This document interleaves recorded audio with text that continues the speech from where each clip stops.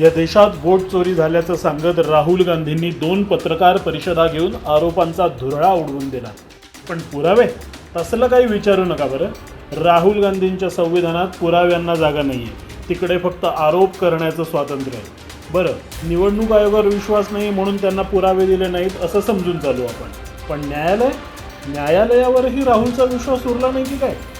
आता आम्ही तुम्हाला एक बातमी दाखवतोय, ती नीट पहा आणि ऐका. In Telangana is facing trouble. This Congress leader is Naveen Yadav, who is stopped in the Jubilee Hills MLA ticket list. He's been booked by the police. Why? The charge against him is that he was distributing fake voter ID cards. Pilot मंडळी, यांचा नेता देशभर vote चोरी झाल्याचं बोंबलत फिरतोय आणि चेले काँग्रेसच्या तर राज्यात बनावट वोटर कार्ड वाटतायत. राहुलजी, अहो खरी वोट चोरी तर तुमच्याच पक्षाची सत्ता असलेल्या तेलंगणात सुरू आहे. आता याला तुम्ही काय म्हणाल राहुलजी? तेलंगणातही एखादी पत्रकार परिषद घेताय का हो? परंतु एका बाबतीत राहुलजी तुम्हाला खरंच मानावं लागेल. वोट चोरीचा आरोप करून ती प्रत्यक्षात कशी करून दाखवायची हे तुमच्या नेत्यांनी आज सिद्ध करून दाखवलं.